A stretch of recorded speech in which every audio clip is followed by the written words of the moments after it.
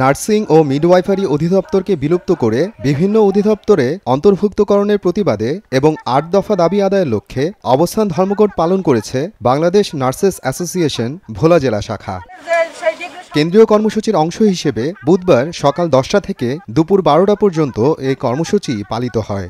আজকে আমরা ভোলা জেলার বাংলাদেশ নার্সেস অ্যাসোসিয়েশন শাখা থেকে আমরা এখানে এবং নার্সিং ও মিডওয়াইফারি কলেজ ভোলার স্টুডেন্ট এবং আমাদের হসপিটালে যে সিনিয়র স্টাফ নার্স রয়েছি তারা এখানে অবস্থান ধর্মঘট কর্মসূচি পালন করছি আমাদের কেন্দ্রীয় নির্দেশনা অনুযায়ী।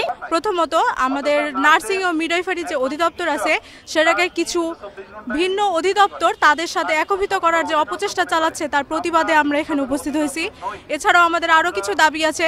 আমাদের যে দুইটি শিক্ষার্থী হিসেবে আমাদের যে দুইটি দাবি, diploma in nursing science and midwifery and diploma in midwifery, এই কোর্স দুটিকে স্নাতক সমমান করার যে দাবি। এছাড়া আমাদের একটি নার্সিং কমিশন গঠন করতে হবে।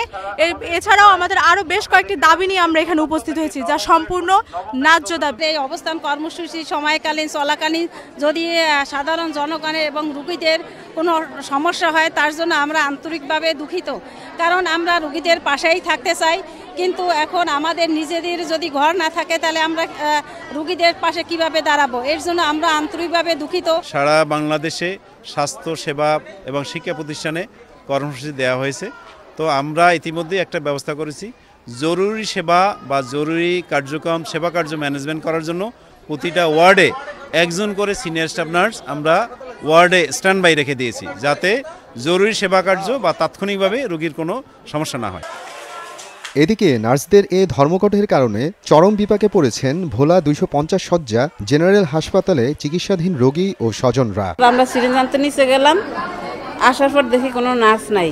তারা কোথায় গেছে বলে তারা আন্দোলনে গেছে, কর্মবিরতি ডাকছে তাদেরকে। তো আমরা এখন পর্যন্ত সেগুলো নিয়ে বসে আছি। আমি সকাল তো ধরে পর্যন্ত 1.5 ঘন্টা ধরে এই জায়গায় করে দেখতেছি করতেছে যে লোকের ডাক্তার আইছে, কিন্তু নার্স নাই। একবার নার্স আয়নি, সকালে নার্সের গেছি গিয়ে ডিউটি। ওনাদের কোনো নার্সেরও খবর নাই, ডাক্তারেরও কোনো খবর নাই যে এখানে একটা পেশেন্ট আসছে বা অবস্থা কিরকম, কোনো গুরুত্ব নাই এই জায়গায়। রোগীদের সেবা কিছুটা ব্যাহত হলেও প্রয়োজনীয় ব্যবস্থা নেওয়ার কথা জানিয়েছে কর্তৃপক্ষ। স্বাভাবিকভাবেই যে এত রোগীর চাপ থাকে, এত কাজ থাকে এই সকালবেলাটা, তো অনেক রোগীর ইনজেকশন থাকে, ওষুধগুলো বিতরণের প্রয়োজন হয়। তো দেখা যায় যে কিছু তো অব্যবস্থাপনা স্বাভাবিক, এটাই এই একটা হঠাৎ করে তাদের এই কর্মসূচিতে আমাদের একটু ব্যাহত তো অবশ্যই হয়েছে। তাদের প্রতি আমাদের নির্দেশনা ছিল এভাবেই যে প্রত্যেকটা ওয়ার্ডে যেন যাতে কোনো কাজের ব্যাহত না হয় সেভাবে আন্দোলন তারা চালাতে পারে। আমরা আশা করব যে এই অবস্থার খুব আশু সমাধান হবে, সবাই কাজে ফিরবেন এবং হাসপাতালের সুষ্ঠু পরিবেশ বজায় থাকবে। দাবি মেনে নিয়ে নার্সদের স্বাভাবিক দায়িত্ব পালনে সহায়তা চেয়েছেন আন্দোলনকারীরা। সময় সংবাদ, ভোলা।